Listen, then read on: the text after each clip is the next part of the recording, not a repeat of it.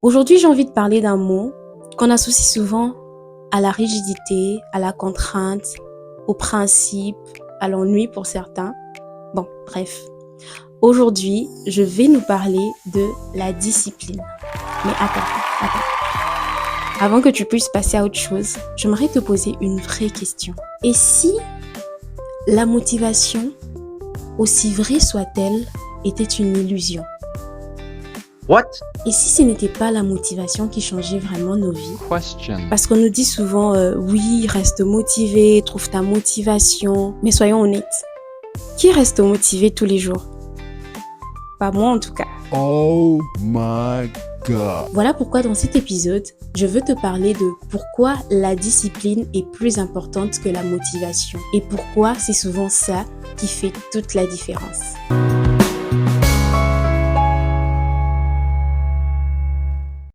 Salut chez vous, bienvenue encore ou bienvenue si c'est ta première fois ici, que tu sois en route, en train de bosser ou tout juste en train de souffler un peu et que t'es tombé ici par hasard. Moi en tout cas, je suis très ravie de te retrouver pour ce nouvel épisode. On sait tous que la motivation, c'est cette énergie que l'on a lorsqu'on veut commencer quelque chose ou lorsqu'on vient de commencer quelque chose. Tout bouillonne en nous, on se projette, on voit déjà le succès et tout, et on veut que ça marche jusqu'au bout. Avec la motivation, on se sent invincible, on se sent porté par l'enthousiasme, mais il suffit juste que cette motivation puisse baisser pour que l'on se sente frustré ou carrément en quête d'une nouvelle inspiration, au point d'en devenir dépendant. Je me rappelle, j'étais en train de travailler sur un projet. Je voulais écrire un planeur d'organisation et tout. J'ai commencé, j'avais déjà mon canevas et tout. J'étais motivée parce que j'avais vu quelqu'un qui est en train de le faire et je me disais, ouais, Keren, tu peux le faire. Alors, je voulais que ça marche. J'ai tracé le plan, j'ai établi les pages et tout. Mais au jour où je vous parle, je suis toujours sur le brouillon. Pourquoi? Parce que l'excitation du début n'a pas été accompagnée par une discipline qui pouvait me permettre de pouvoir suivre le plan que j'étais en train d'établir. Et par là, j'ai envie de dire que la motivation, c'est cette chose qui te permet de commencer, mais c'est la discipline qui t'aide à continuer et à aller jusqu'au bout. Alors, que se passe-t-il quand la motivation s'effondre? On arrête tout? Bien sûr que non. C'est là que la discipline entre en jeu. À la différence de la motivation, la discipline, elle, est une décision.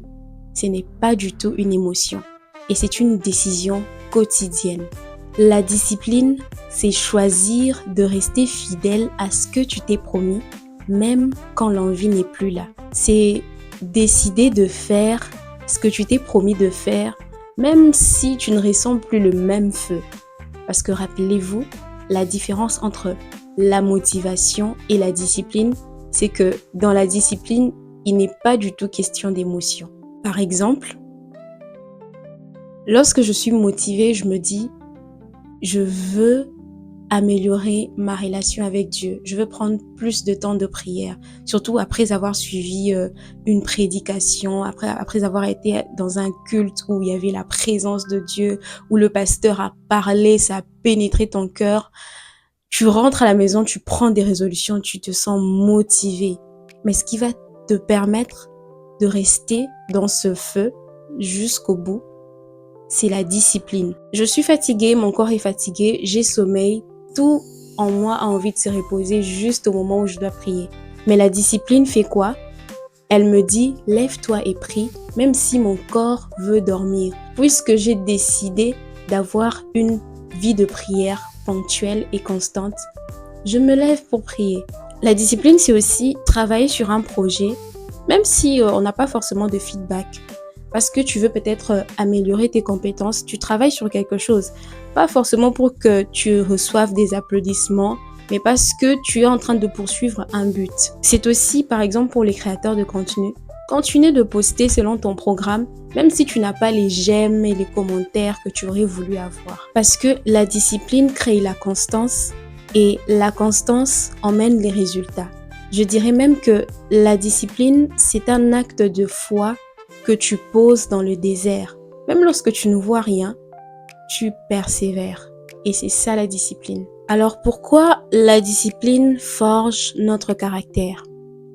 La motivation, ce qu'elle fait, c'est qu'elle nous fait nous sentir bien. Elle flatte un tout petit peu notre ego.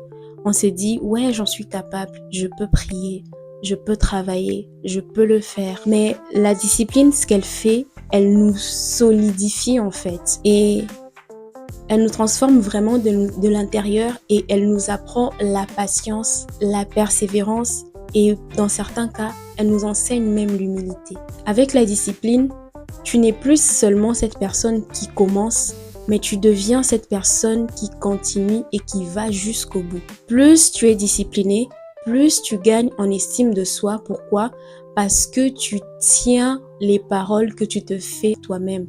Et croyez-moi, c'est un sentiment très satisfaisant. Là où la motivation te pousse à chercher quelque chose de vite et de fort, la discipline, elle, te conduit dans quelque chose qui peut paraître lent, mais qui produit un résultat solide. Vous savez, même dans notre relation avec Dieu, ce n'est pas toujours quand on est inspiré qu'on avance. Ce n'est pas toujours avec ferveur que l'on construit notre relation avec Dieu. Des fois, c'est même à petits pas. Le simple fait de demeurer fidèle, c'est tout ce qui fait la différence.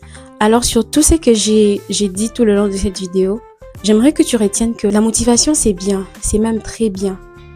Mais le problème, c'est que ça vient et ça va. Tu ne peux pas construire quelque chose de solide uniquement avec la motivation. Parce que la discipline, c'est ça même la fondation. C'est un langage d'amour envers toi-même, un choix de cohérence avec ta vision.